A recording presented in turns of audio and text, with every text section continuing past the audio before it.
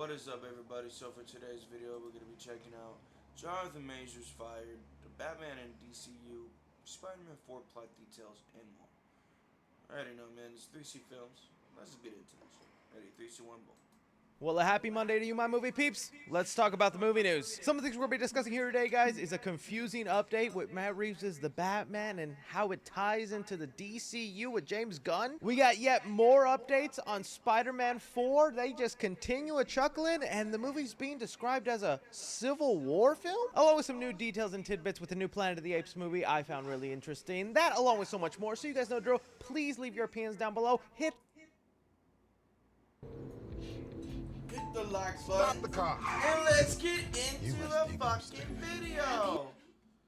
Hit that like button, and if you can, subscribe. Please subscribe. But all right, kicking things off here, let's just get it out of the way. The elephant in the room, the Jonathan Majors situation. So obviously, this is something that we've been following closely for months now. Ever since we heard the news that Jonathan Majors was accused of domestic violence towards his girlfriend, the lawyers promising this is all a misunderstanding, and once they present the evidence to the judge, everything will be cleared up, but instead, they went to trial. And that's what's been happening the past couple of weeks and months, us following this trial of Jonathan Majors, and the verdict came out today. The verdict did find Jonathan Majors guilty. Now, these are misdemeanor charges. There were 2 other charges he was found not guilty of. But a lot of Marvel fans, or even just fans of Jonathan Majors in general, were glued to this trial because they knew whatever outcome came from it, guilty or not guilty, it would determine his career in Hollywood. And only an hour or 2 after this verdict was released, Marvel responded. Jonathan Majors has now been officially fired from Marvel Studios and will no longer be part of any future MCU projects. Looking at the articles here that are being released, there's a lot of interesting information. For one, they imply that this is going to have major repercussions, obviously, to the future of the MCU because they were planning to have Jonathan Majors as their next big Thanos. And the article states that Avengers Kang Dynasty right now is not even called Avengers Kang Dynasty, that Marvel is just now referring it to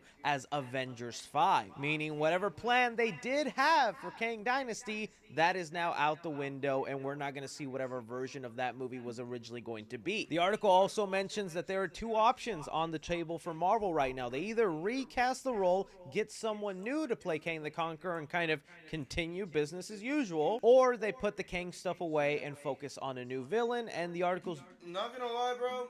I honestly feel like they should recast him. Okay? Because look, bro, you're gonna waste all this shit.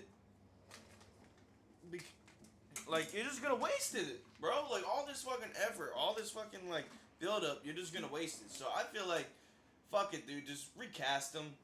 Just recast him. Okay? Just recast him. Have him look different after he got defeated from Ant-Man and have that Kane be the actual Kane. You know what I mean? Like, have that Kane from Ant-Man and the Wasp Quantumania be the actual Kane that looks different, but they don't show the other Kanes. Or maybe they, I don't know. You know what? Maybe my plot just fucks up. Okay. You know what? I'm fucking lit. Shit.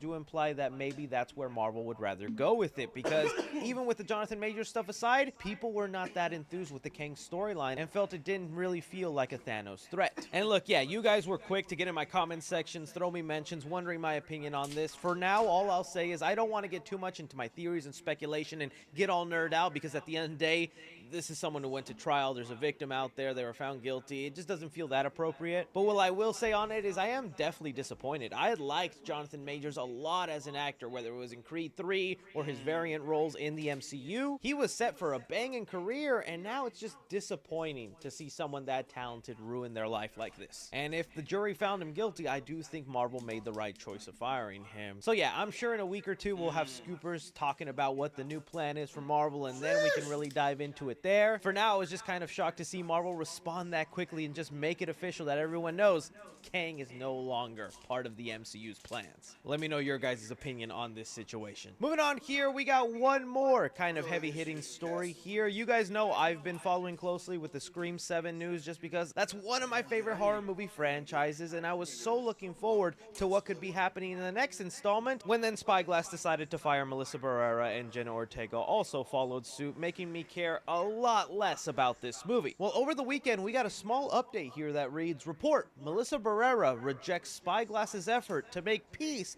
after backlash for firing her from Scream 7. And the details out of the article, they have it here that, according to a new report by Critical Overlord, Spyglass Media has made an attempt to make peace with the actress, the 33-year-old allegedly sought after by the studio in an attempt to repair the broken bond that extended between her and Spyglass after the firing incident became public knowledge. And basically what's happening here is they were saying that Spyglass saw the backlash online, the giant roar Scream fans made. Like, I saw 99% support about Melissa Barrera and 1% people just trolling. Scream fans are passionate ones, and it made its way to Spyglass where it looks like they were willing to sit down with her, but it looks like part of those terms were going to include Melissa Barrera to recant her statement, take back everything she said. What? Melissa Barrera basically said F you and is continuing moving on with her career, and she's got other projects lined up. She's looking to be doing just fine. And the main reason I wanted to bring this up is just, you know, finally cut that one little hope I had that maybe all this misunderstanding could have been repaired, that we could still have our whole Scream 7 movie, complete that trilogy and arc the way it was originally intended to, but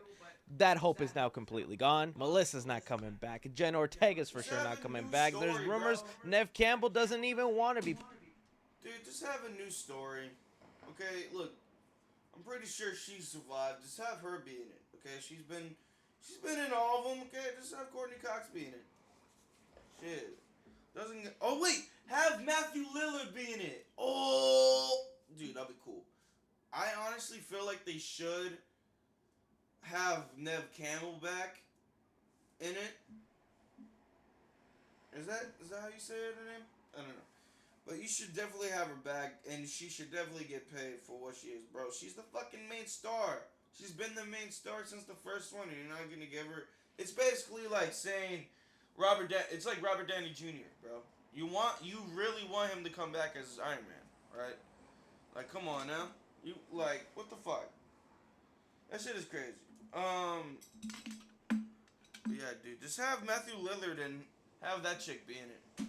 Part of the movie with Pretty all sure this that would negativity. gain, I think like, Matthew Lillard did say 100 he'd be million down for it plus depending on something, what the story you know? is, but the man's going to be busy with Five Nights at Freddy's. I don't know if he really needs to come back to Scream right now. And I should also say, for anyone wondering if these reports are even accurate, Melissa Barrera's mother was retweeting and sharing the articles online, so that lends me some credibility to this because, again, no major outlets are reporting this. Still, though, it's the closest thing we're getting to a Scream 7 update. But even with that, I'm still of the camp that Scream 7 could very likely just not even happen, that they could take a couple year break, hope all of this blows over, and then maybe just reboot the franchise. Because right now, with like none of your legacy or returning characters wanting to be part of it, it's like, what do you do? So we'll see, but that's the latest update with Scream 7.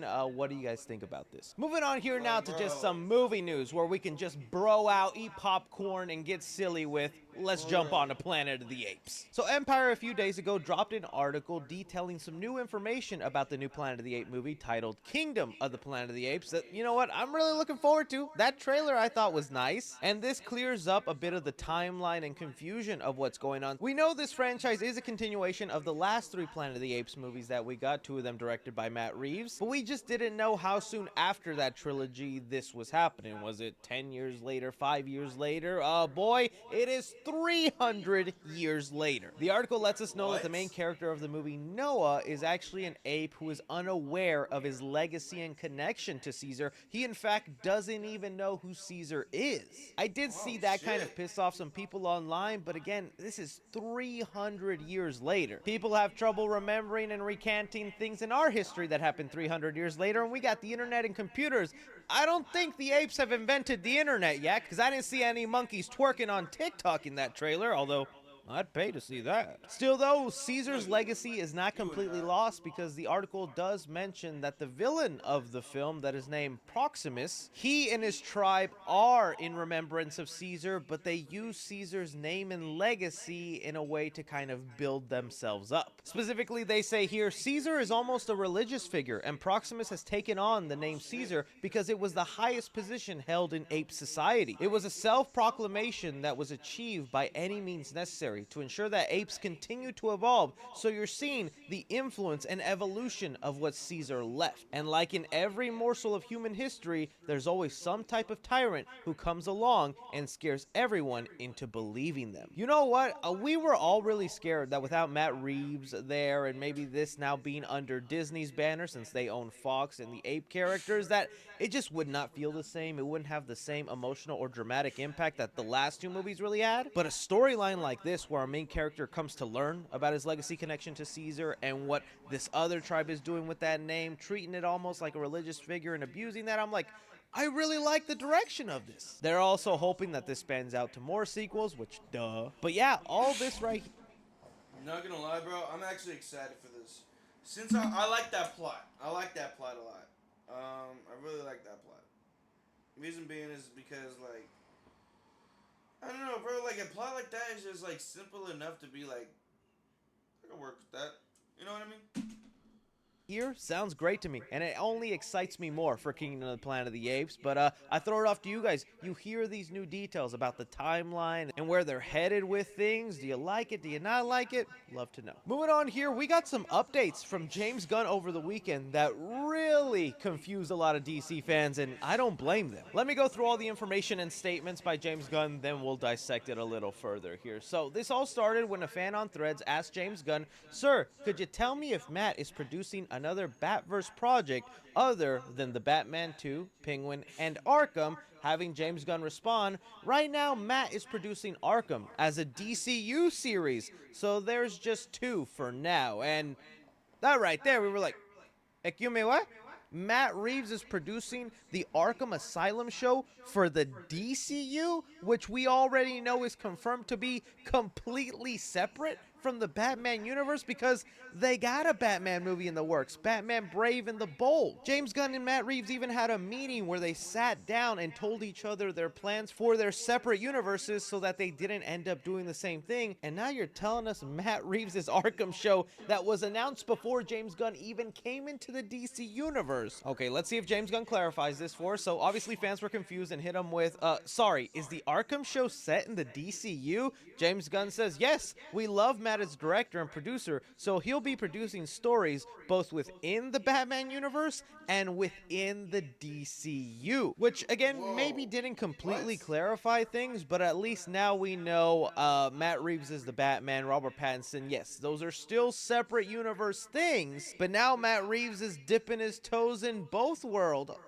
What? Okay, so let's back up a little bit here and look at the context of things. So whenever Matt Reeves was building out his Batman universe, we knew there were plans for other shows. At one point, this Arkham show was actually the Gotham PD show. You guys might remember we talked about that, where it was going to be about the Gotham Police Department in the first couple years that Batman was out there and their point of view, seeing Batman take down criminals and do all this stuff in Gotham. It sounded like a cool idea for a show, but for whatever reason, they scrapped that idea. Then we heard instead they decided to do an Arkham Asylum show that was possibly also a secret Joker show. It also seemed like a good way to explain other villains Batman has fought and entangled with in the universe that we didn't get to see, but now we're hearing, no, this show is not even set in Matt Reeves' universe and instead is going to be in the DCU. And what's even weird though, it says here in an article that broke it down saying Gunn further clarified that the Arkham series was always planned to be set in the DCU and not part of Elseworld, where the Batman universe takes place. So maybe there was just always a misunderstanding here, but I could have sworn seeing interviews that Matt Reeves mentioned that Arkham show was part of his universe, but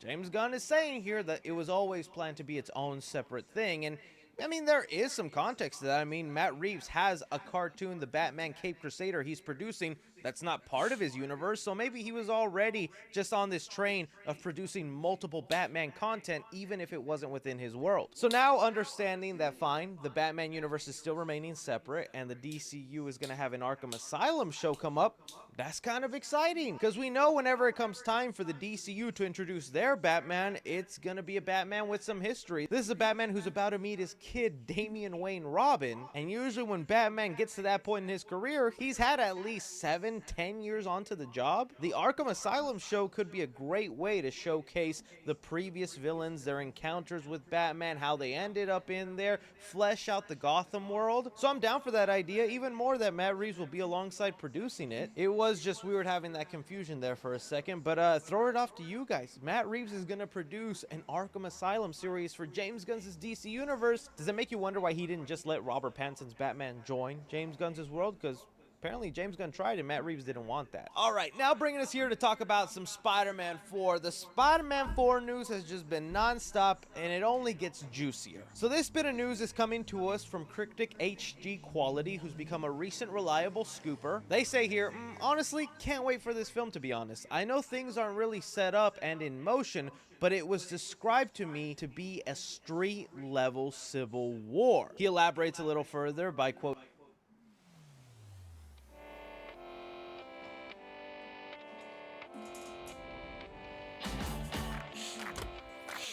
I quote tweeting saying, "When I say Civil War, I mean the layout, but street level. Any major Avenger edition might end up being minor, though as of right now, it's unclear to me what roles they'd play, Ant-Man for instance." That's kind of unexpected, but it does make sense with a lot of the other things we've been hearing with this. Alex P. from the Cosmic Circus, a reliable outlet that's gotten information right, kind of describes this movie for us, going with, Kingpin, as the mayor of New York, put into effect a law that outlaws vigilantism, targeting heroes like Spider-Man and Daredevil, among others, and establishes a bounty hunt for these heroes where several villains pop up for their shot at taking down Spidey and Daredevil. And that right there is kind of what they meant by a street-level civil war. So it's not that we're going to see heroes and heroes against each other like Daredevil and Spider-Man fight each other, although maybe that does happen. But it looks more like the good guy street-level heroes of New York, where it's Spider-Man, Daredevil, heck, maybe even Punisher. I saw some people throw in the name Kate Bishop since she's in New York. They begin to get attacked by villains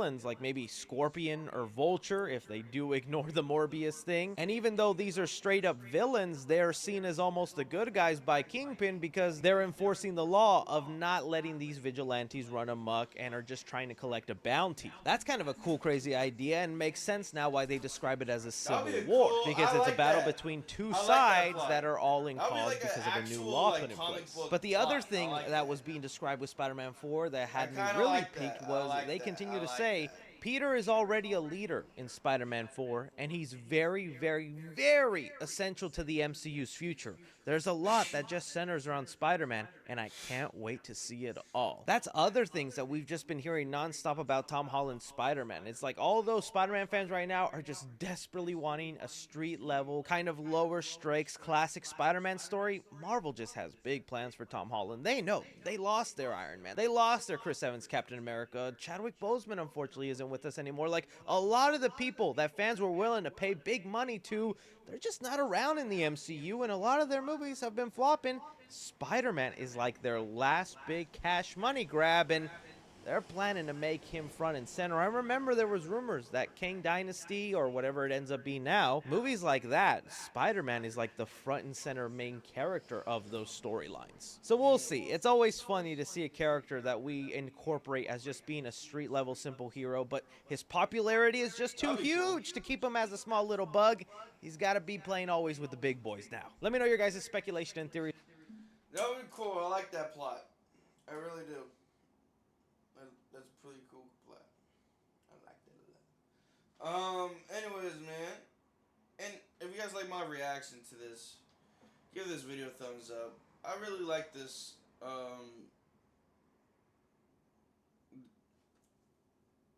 these updates. I'm not gonna lie. The Arkham City, or the Arkham Asylum show, that's gonna be wild. Spider-Man 4, if the plot is actually like that, I'm down to go see that shit. What's that one? Kingdom of the Planet of the Apes, bro. I really like that plot too. It seems like a simple plot enough to be like, I like that. Anyways, man, if you guys like my reaction, give this video a thumbs up, and I'll see y'all in the next video. Peace out, motherfuckers.